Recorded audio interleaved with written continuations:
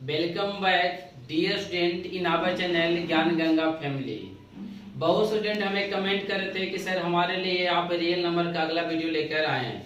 तो दोस्तों आप लोग को मैं बता दूं कि इससे पहले मैं क्लास 10th का चैप्टर नंबर 1 जिसका नाम है रियल नंबर का ऑलरेडी मैं 2 वीडियो अपलोड कर चुका हूं। इस वीडियो के अंतर्गत हम रियल नंबर से रिलेटेड 2 महत्वपूर्ण प्रश्न का ये हल जानेंगे कि कैसे किया जाता है।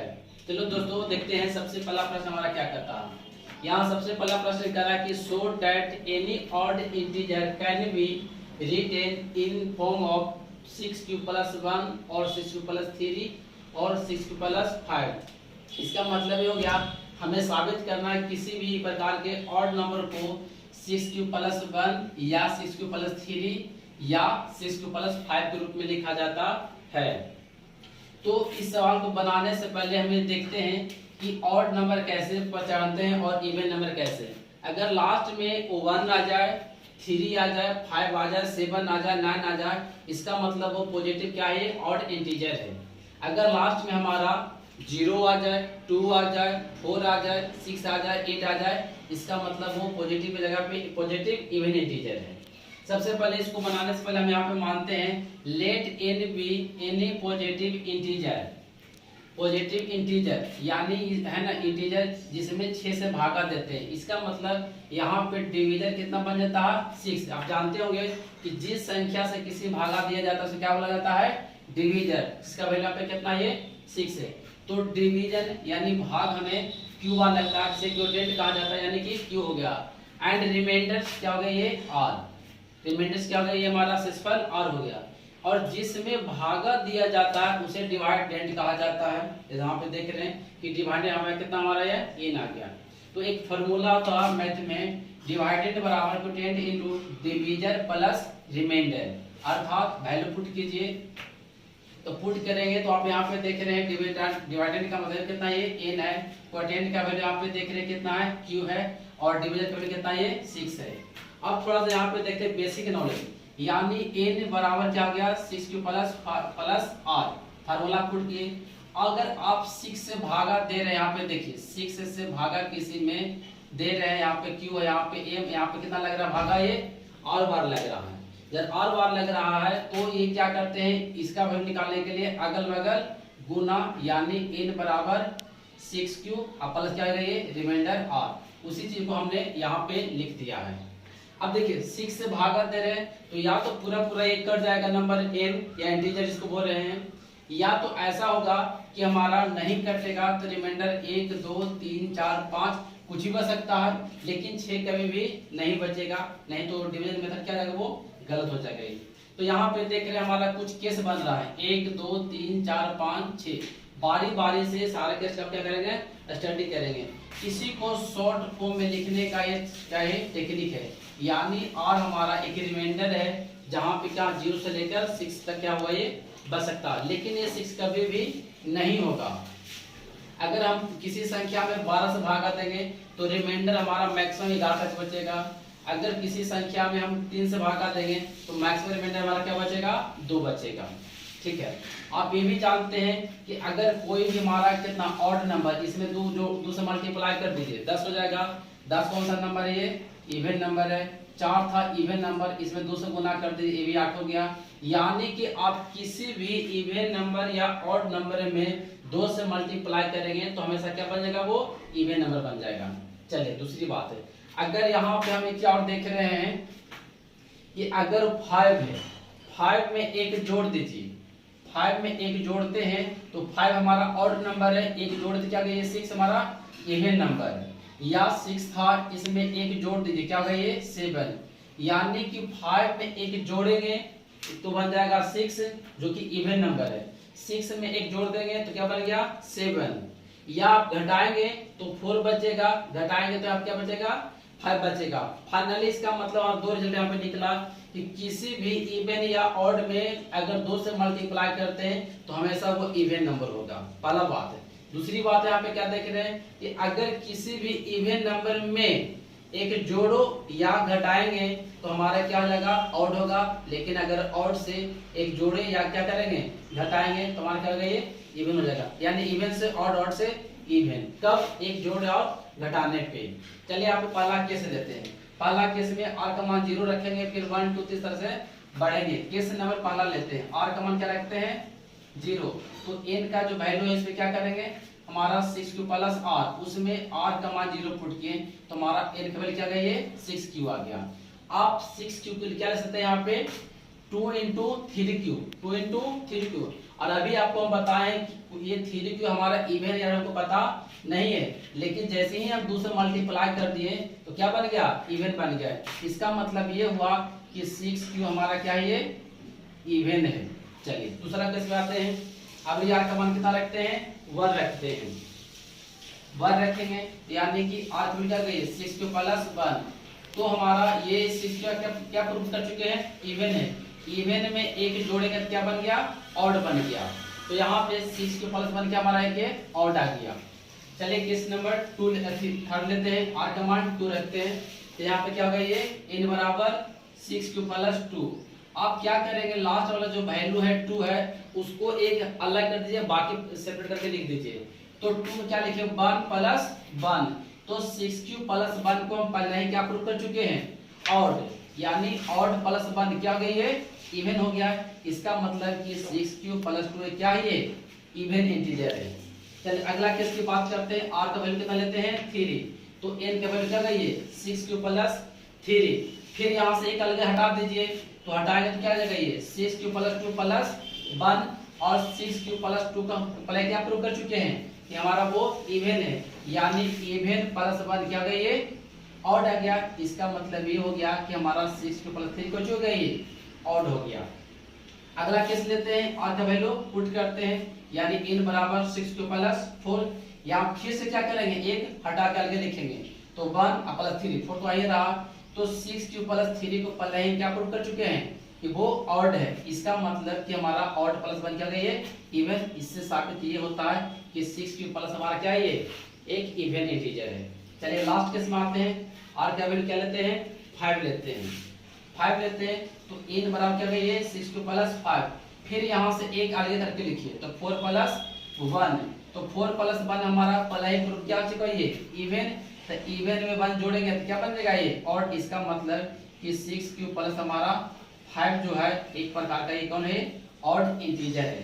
तो अब इतना करने के बाद हमें देखना है किसको छांटना है क्वेश्चन में। तो ये प्रश्न कर रहा है हमको ऑड इंटीजर को छांटने के लिए। तो यहाँ से देखें कितना 10 any odd integers can be written in form of odd. देखिए हमारा कहाँ पे 6q प्लस 1 है, 6q प्लस 1 और 6q प्लस कहाँ पे देखिए कितना है 3, और कितना 6q प्लस 5, 6q प्लस क्या है 5, हमारा पहला क्वेश्चन बन गया। अगर इतना करने के बाद आपको क्या करते हैं कि यहाँ पे ऑड है तो ऑड भी चूज करेंगे, इवन बोलेगा तो इवन को क्या करेंगे हम चूज करेंगे। तो बच्चा पूछ सकता है कि सर यहाँ पे 6 क्यों भागा दिया यहाँ से। तो यहाँ पे आप ये देखिए जो कॉमन हमारा नंबर होता है इंटीजर होता है उसी से भागा था। अगर सभी जगह पे 4 होता तो यहाँ 4 से भाग कर देते, 3 होता तो 3 से भाग कर देते, 2 होता तो 2 से भागा देते। हमको यहाँ प्रूव करने किससे बोला 6 वाला से, इसलिए हमने यहाँ पे 6 से भागा दिए। आइए इसी वीडियो में हम दूसरा क्वेश्चन को देखते हैं क्या होता है। Correct question, show that a square of any positive integer can be written either in form of 3m और 3m प्लस 1। थोड़ा सा यहाँ पे इंटरेस्टिंग है।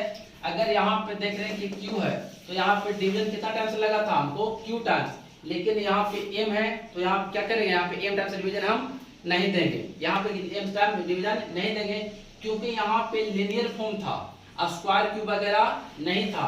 स्क्वायर क्यूब में हम अदर अल्फाबेट को मानते हैं, लेकिन लिनियर अगर स्क्वायर क्यूब की चर्चा नहीं करें या डबल स्क्वायर की चर्चा नहीं करेंगे तो वहां पे हम क्या करेंगे सेम अल्फाबेट्स क्या करेंगे उसको कंसीडर करेंगे। लेकिन यहाँ पे हमारा स्क्वायर की चर्चा कर रहा है इसलिए यहाँ पे हम क्या करेंगे एम का यहाँ पे चर्चा नहीं करेंगे, वहां पे क्या करेंगे आगे कंसीडर करेंगे। देखते हैं कैसे बनता है क्वेश्चन। चलिए यहाँ पे भी पिछले क्वेश्चन के जैसा सेम प्रोसेस किए। मान लिया कि यहाँ पे कुछ है n हमारा कोई पॉजिटिव इंटीजर है, यानी कि डिवाइड यहाँ पे कितना हो गया n हो गया। ये तीन संख्या तो आप तीन देखेंगे, पांच हो तो पांच से देखेंगे, लेकिन थोड़ा सा इंटरेस्टिंग ये है अगर तीन है, अगर सपोर्ट क्या पे 9 होता तो आप इसका देखते कि फैक्टर कौन कौन से है, और जो फैक्टर आएगा तो उसमें फैक्टर का लिस्ट बनाइए और एक को छोड़कर उससे बड़ा फैक्टर से क्या करेंगे उसमें हम भागा देंगे। अगर यहाँ पे 9 होता तो हम यहाँ पे देखते कि इसमें भागा 1 से लगेगा, 3 से लगेगा और 9 से लगेगा, लेकिन एक को छोड़कर अगला भागा हमारा क्या होगा, ये 3 फैक्टर बनता तो 3 से भागा देते। अगर इसके जगह पे हमारा मान ले कि 8 होता तो क्या लिखते, वो 1 इसका फैक्टर होता, 2 फैक्टर होता, 4 होता और 8 होता, तो एक को छोड़ किससे भागा देते हम 2 से देते। इसका मतलब कि एक हमेशा हर एक हाल में हम छोड़ देते। चलिए आइए बात करते हैं। मान लें कि यहाँ पे n को पॉजिटिव इंटीजर है, इसमें क्या कर रहे हैं 3 से हम भागा दे रहे, तो भागा क्या लग रहा है वो q टाइम से ही लग रहा है जैसे कि पहले माना था। तो यहाँ पे जो फॉर्मूला उसी का यूज करेंगे जो पिछले प्रूव किए थे, कितना डिवाइड के बराबर क्वोटिएंट इनटू डिवीजन प्लस कितना ये रिमाइंडर है। यहाँ पे संख्या 3 था, सॉरी 3 है, तो 3 का फैक्टर 1 और 3 है, तो 1 को छोड़ के अगला फैक्टर क्या बनता 3, इसलिए 3 से भागा दिए हैं। चलिए n का वैल्यू हमारा क्या हो गया ये 3q प्लस r। इसका मतलब कि r का जो वैल्यू होगा या तो 0 1 2 होगा, तो 0 और कितना ये 3। इसका मतलब r का जो वैल्यू होगा 0 से लेकर 3 तक नहीं, 3 से कम होगा, तो इसका मतलब 0 1 2 होगा।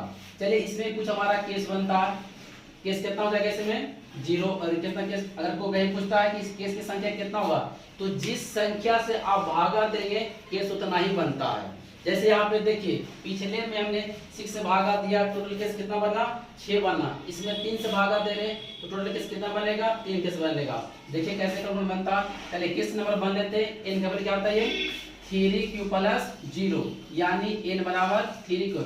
अब हमारे इक्वेशन में कह रहा है कि स्क्वायर के बारे में, स्क्वायर की चर्चा कर रहा है, तो यहाँ पे क्या करते हैं हमने स्क्वायर किया, यानी n का n स्क्वायर, 3 का 9, q का q स्क्वायर। यहाँ पे 3 हमने कॉमन लिया, जो कॉमन लेने के बाद जो बच जाए उसको क्या मान लीजिए, यहाँ पे m माना है तो ये मानेंगे, अगर यहाँ पे x बोलता तो यहाँ पे क्या मानते x ही मानते हैं।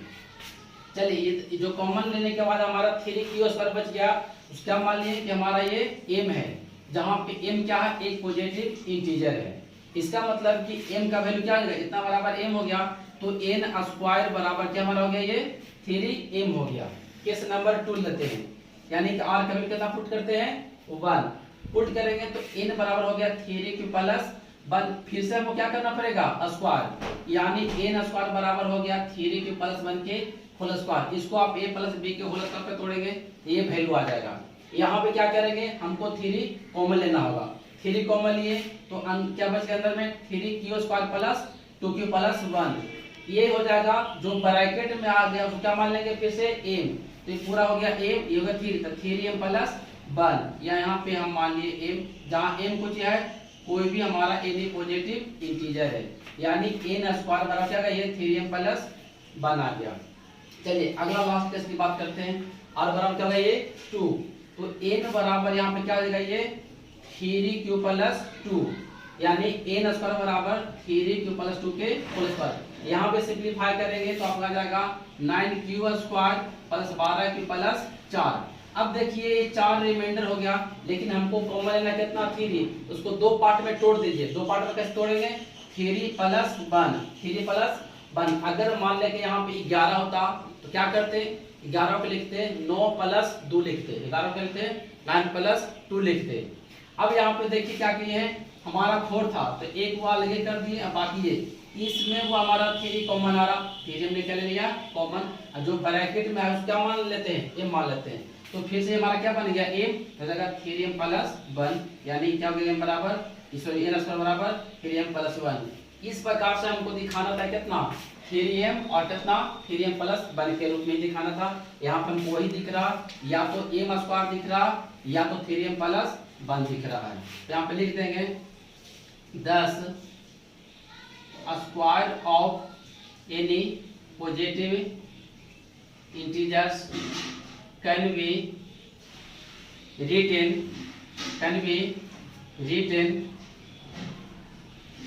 in फॉर्म ऑफ 3m और 3m प्लस 1। ये हमारा दोस्तों वो दोनों प्रॉब्लम क्या आ गए, ये सोल्व हो गया। स्टूडेंट्स, अगर आपको ये वीडियो अच्छा लगे तो लाइक करें, शेयर करें। Thank you for watching my video.